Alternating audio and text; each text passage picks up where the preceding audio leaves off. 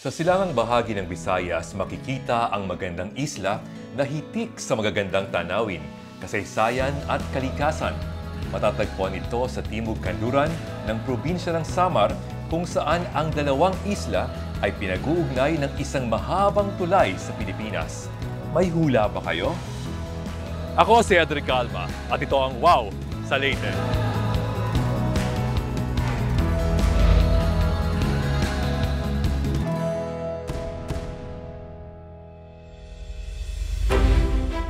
Ang probinsya ng Leyte ay may lawak na 7,367.6 square kilometers at ikawalo sa pinakamalalaking isla sa buong Pilipinas.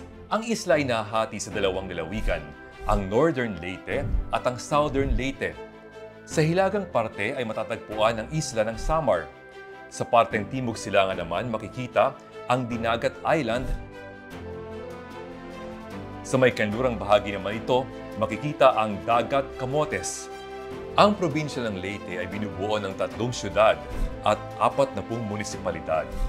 Ang mga pangunahing syudad nito ay ang Tacloban na matatagpuan sa silangang baybayin ng hilagang kanlurang parte ng Leyte Gulf at Ormoc na nasa bandang kanlurang baybayin. Kilala ang mga Leyteño bilang mga masisipag na mangingisda at magsasaka. Ang kanilang mga pangunahing pananim ay palay, mais, abaka at niyog.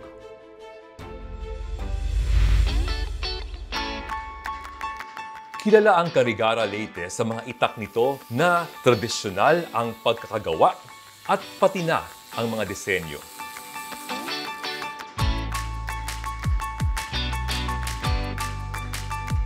Isa sa mga pangunahing negosyo dito sa Carigara Leyte ay ang sundang o itak.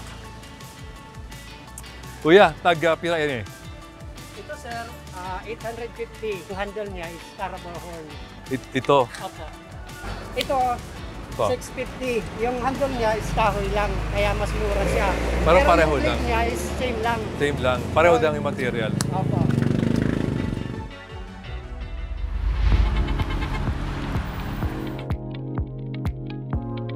Ang Mary's Leyte Deli at Villa Consuelo Farm Resort ay dalawa sa mga kilalang benepisyaryo ng Department of Science and Technology sa Leyte na tumutulong sa pagpapaunlad ng produkto at kabuhayan ng mga Leyteño. Yung ahensya po namin is the Department of Science and Technology. Particularly, we are at the Provincial Science and Technology Office. Yung ginagawa po namin ay promote po kami ng science and technology and innovation na development sa countryside since nasa frontline po kami.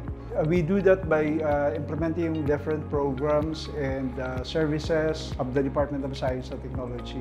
We also help the private sector, especially the entrepreneurs, by encouraging them to avail yung isang program namin na tinatawag na Small Enterprises Technology Upgrading Program, wherein we provide technical innovation sa kanila by providing them innovation fund. We call it iFund, which is a fund that is provided to them without interest so that they can acquire additional equipment para yung manufacturing system nila will be upgraded.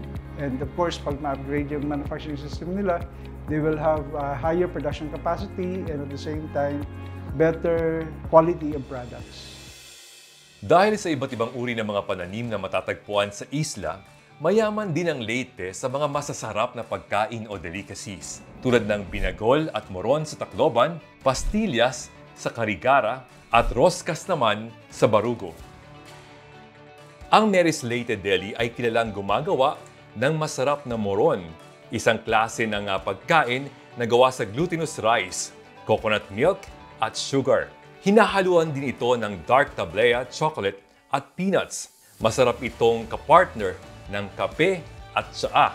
Napapanatiling fresh ito dahil sa klase ng pagpapackaging na pinakilala sa kanila ng DOST sa Leyte. Dati pa paano nagsimula yung negosyo ninyo? Nagsimula po ito, sir, yung Mary's, yung taong 2000. Yung nag-decide po yung parents ko na magtayo ng sariling negosyo nila. So hanggang sa lumago po, sa tulong na rin po ng DOST. Malaki po talaga ang naitulong sa amin ng DOST when it comes to packaging and labeling, sa shelf life din po ng Moron. Paano kayo humingi ng tulong sa DOST? Pumunta po talaga siya sa office ng DOST. Nag-seek po siya ng help Then naman po, tinulungan siya ng DOST Leyte. Binigyan kami ng first tranche ng setup po. Ano yun? Binayaran nyo o libre? Binabayaran naman po namin pero zero interest. May 1 galing. year na grace period, then 3 years to pay po. Wow, ang galing naman. Opo. Bali, ito po sir yung production area ng Mary's Moron. Ito po yung chocolate moron. Aside from chocolate, anong meron pa kayo? Meron din po kami sir Obi Moron and gumagawa din po kami ng sagmani made from gabi. So, ito, anong ginagawa nila? Luto na ito. Yes sir, luto na po siya. Then babalot nila sa dahon ng saging. Then after nito po, i-steam pa po ito ng 4 hours. Ito ba yung nakikita natin? Ube, Yun po, tsokolate. yun po yung ube at saka ito yung tsokolate. Ayun. Yung pagkakaiba lang nila is yung shelf life. Kasi yung shelf life ng naka-vacuum, aabot siya ng 15 days. Yung hindi naman po naka-vacuum, ano lang siya, 2 to 3 days lang po. Paano nakakatulong ito sa mga tao rito? Kakapagbigay din po kami ng employment within our community po. Then some of them po are mga working students, then mga nanay po na walang trabaho before, din binigyan po namin ng work. Mga Yolanda survivor din po. Wow. Sir, papakilala ko po sa inyo yung isang worker namin na isang working student, si Ronald po. Ikaw ay nakakapag-aral dahil ikaw ay nagkatrabaho dito? Working student. Nakakatulong dito para sa mga efficiency po. At enjoy ka ba sa ginagawa mo? Opo naman. Bakit? Nakakatulong po kasi sa mga pangailangan ko po, mga gusto kong bilhin, nabibili ko dahil dito. Kabilang sa assisted project na Community Empowerment Through Science and Technology o ZEST, isa ring programa ng DOST Leyte ang Villa Consuelo Farm Resort. Tinatawag itong latest Little Tagaytay. Ang Villa Consuelo Farm is a community-based farm livelihood project because ang Villa Consuelo, we pioneered farm school. Yung poverty alleviation program ng province of Leyte dito nagsimula. Dati-rati kasi napakahirap ng kabuhayan dito so walang sustainable livelihood yung mga tao. Nagkaroon na po with this farm, with this project, na-reduce po natin yung kahirapan dito sa Barangay Villa Consuelo. Maraming pumupunta dito para mag-relax at matuto kung paano magtanim at magsaka. Ipinagmamalaki ng Villa Consuelo ang kanilang organic menu at farm-to-table food na swak sa panlasa ng mga vegetarians o vegans. Kung magagawi ka sa Villa Consuelo ay huwag nang palampasin ang iba't ibang luto ng waray-waray cuisine tulad ng dagmay at lawot-lawot. Kasama natin ngayon si Chef Mark sa bayan dito sa Villa Consuelo sa Haro para magluto at ipatikim sa atin ang dalawang putahe na talagang Leyteño. Ang una, yung tinatawag naming lawot-lawot, meaning halo-halong vegetable. Second is yung dagmay.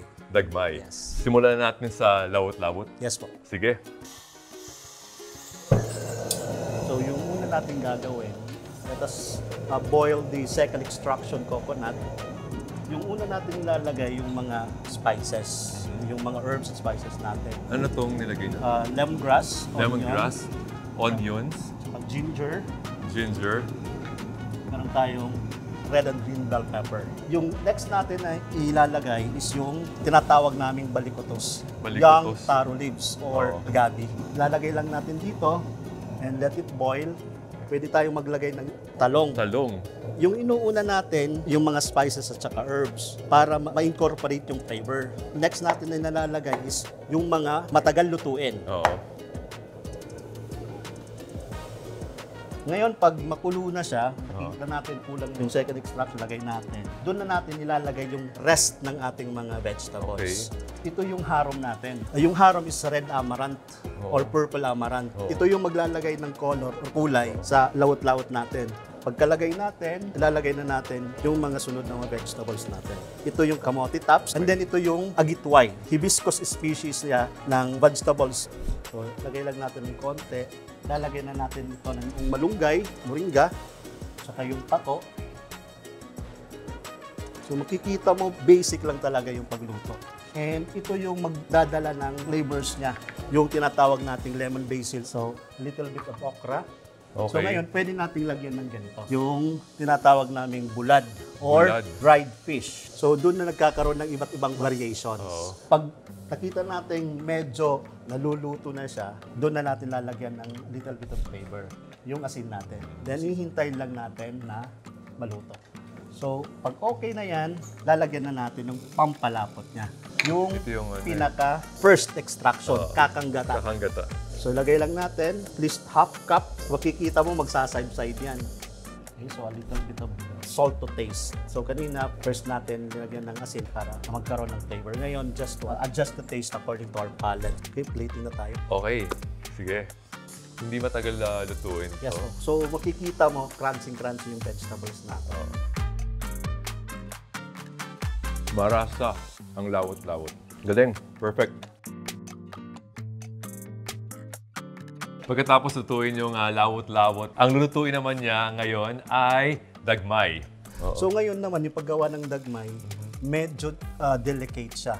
Kasi pag hindi tayo marunong magluto ng dagmay, kakati siya. Aside from kakati, pagiging very soft yung lids niya. Yung parang sagi yung labas. So ngayon, lalagay namin dito yung ginger sa baba. Dapat maganda yung pagka-dik-dik ng ginger. So lagay tayo ng little bit of onion, then yung red bell pepper natin. And pwede tayo maglagay ng garlic, pwede naman hindi. So lalagay natin dito yung mature na taro leaves. Taro leaves. Then layer na naman tayo dito. Sa last part natin, dito na natin nilalagay lahat yung mga herbs and spices natin. The more ginger, the more flavorful it is. Kasi yung dagmay, dapat nangingibabaw yung lasa ng ginger. Ginger, okay.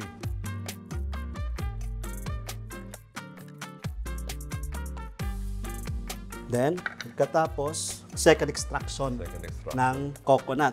So dito naman, dapat katamtaman lang ng dami ng coconut milk. Yung tipong, yung steam lang yung magluluto sa kanya. Pag ganyan na, okay na siya, lalagay na natin ng apoy. Let us wait to boil and then hintayin natin maluto yung leaves niya. Pag nakita natin na medyo nag-moist na yung taro leaves, lalagay na natin yung first extraction. Then, lagay tayo ng flavoring na asin. Pwede tayong maghalo, pero isang haluan lang para magkaroon lang ng incorporation ng salt, ng flavors sa lahat ng parte ng dagmay natin. So, again, let's wait and simmer for at least 3 minutes and then we're done. Okay, so ngayon tapos na yung dagmay natin. So, pag okay na, nakikita natin medyo moist na yung dagmay niya, yung leaves niya, okay na yan siya.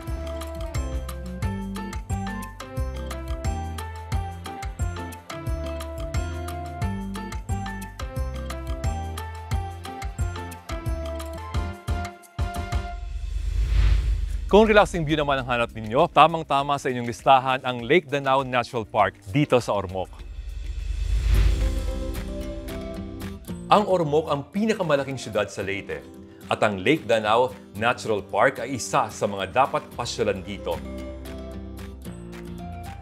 Sa ganda ng berdeng kapaligiran at tunog ng mga ibong parang nag-aawitan, talagang magandang gawing pahingahan ito. May lawak itong 148 hectares at taas na 2,130 feet above sea level. Kaya naman ang lamig ay tulad din ng sa Tagaytay.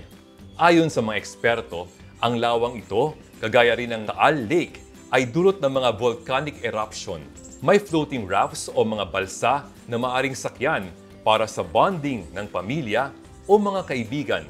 Patok din dito ang forest bathing. Nakaka-relax ang paglalakad. Nakakapagpatibay ng cardiovascular at immune system. May view deck din kung saan makikita ang laki at ganda ng lawa at mga puno sa paligid nito. Makikita rin ang ilang mga hayop at halaman na dito lamang daw matatagpuan. Lake Danao Natural Park is one of the legislated protected area by virtue of Republic Act 11038. Ang lawak ng protected area natin is 2,244.16. As recorded, mayroon tayong 94 na na-record dito, yung mga trees talaga yon at saka mga halaman. At saka mayroon tayong 47 yung mga animals just like flying lemur, Brahminy kite, yung banog sa common language. Mayroon din tayong mga serpent eagle, mayroon tayong tarsier, at saka mayroon tayong tagmaya, yung Philippine bulbul. Marami tayo pang mga ibon dito at sa mga fauna na monitor namin and recorded pa sa ating system.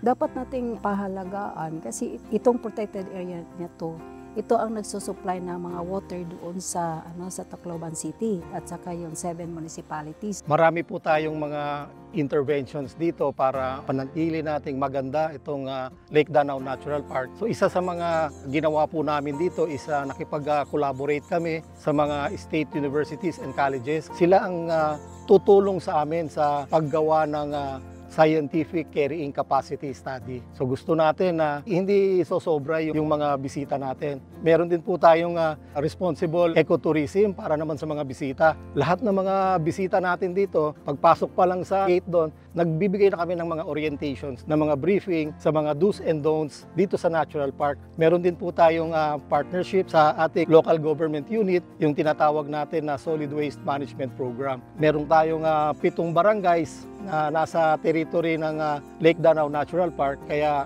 nag-cluster din tayo ng mga materials recovery facilities, tapos merong center. Ini-invite namin sila na bumisita dito, i-explore nila, talagang enjoy nila yung buong park. Inayos natin po lahat ng mga programa natin dito para mapanatili nating maganda ang Lake Danao Natural Park.